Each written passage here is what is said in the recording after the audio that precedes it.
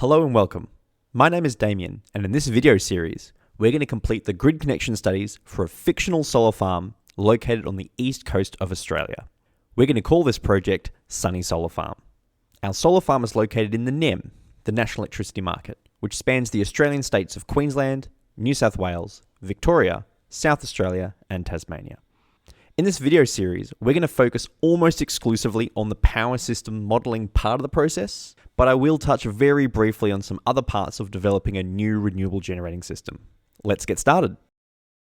The very first step in the grid connection of a solar farm is selecting a site. Now, there is a massive amount of work involved in site selection. It's not just access to sunlight and access to electrical infrastructure, but for the sake of this example, let's say the site location has been provided to us as an input. So let's say our client has secured this parcel of land in southern Victoria. Let's, for now, assume it's completely clear, because in its current location, it's actually quite heavily forested, so it's actually a poor candidate for a solar farm, but let's just roll with it for the purpose of our example. The total site area is 1.37 square kilometres. Looking in an infrastructure view, we can see there is a single 66 kV sub-transmission line which runs along the northern boundary of the site. Now we need to complete a very high-level solar farm design. Why? We need to identify how big the potential solar farm we could develop on this site is. This will be the upper bound on our early static network studies to identify if the network can even handle such a large generating system. Solar farm design, layout, and yield estimates are all out of the scope of the work we're completing here, so we won't go into heaps of detail, but I will provide an overview of the process nevertheless as we go. There are a variety of software packages that can assist with the design of a solar farm, such as PVSYST, typically for large plant, and Helioscope, typically for smaller plant. There is also some industry research which provides guidance on how many solar panels can be placed in a given area based on good engineering practice, such as leaving sufficient access space for maintenance. Solar farms are made up of rows of solar PV modules, also known as solar panels. Each panel is part of a string. This is a series connection of more than one module. The more modules on the string, the higher the voltage. Longer strings are typically better as they have lower losses, but eventually our string voltage gets so high it requires specialized cabling. The sweet spot is typically around 1500 volts DC. One or more strings can be mounted on a racking system, which may or may not rotate to track the sun across the sky. At least in Australia, single axis trackers are very common, as they do increase the yield, the energy generated, compared to a static system. Typical racking system rows can hold anywhere from 1 to 6 strings, though it depends a lot on a lot of factors such as temperature, module dimensions, and whether it's a single or double row tracker. Typical max length for a row is 80 to 90 meters. These rows are separated horizontally from each other to provide A, maintenance access, and B, so each row doesn't shade its neighbor from the sun.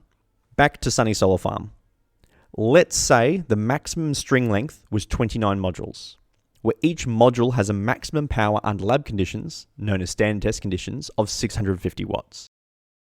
If we have a horizontal spacing of 5.5 meters post to post, we will have a building block which is 80 meters long and 5.5 meters wide and generates 29 times 2 times 650, which is 37.7 kilowatts peak DC.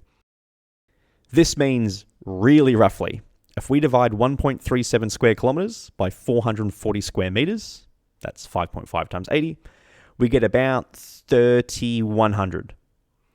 3,100 times 37.7 gives us a total DC nameplate rating of 116.8 megawatts peak. However, there are a bunch of losses we need to consider. Losses in cabling, losses in inverters, losses in transformers, etc. The biggest one is solar PV module losses due to heat. Solar modules, as they get hotter, produce less power. In that sense, we don't actually have 116.8 megawatts peak at the inverter terminals. We have a bit less than that, which means our inverters can be a little bit smaller. This is the term DC to AC ratio. Let's just settle on a DC-AC ratio of 1.2, which is relatively conservative. 116.8 divided by 1.2 gives us 97 megawatts AC max. So the biggest solar farm we can fit on our site with good maintenance access, etc., is 97 megawatts AC. This calculation does actually exclude space for a fire break, also excludes space for a substation, but let's stick with this value for now. Now note, if we were doing a wind farm, we'd go through a similar process. We'd identify the best wind source locations on our site and where to locate the turbines in such a way to avoid wake effects on nearby turbines. If we're doing a battery energy storage system, this design would need to consider minimizing DC cable length whilst maintaining fire separation to nearby battery containers. And that's it. We've completed a high-level investigation of our new solar farm site and concluded an upper bound of 97 megawatts AC.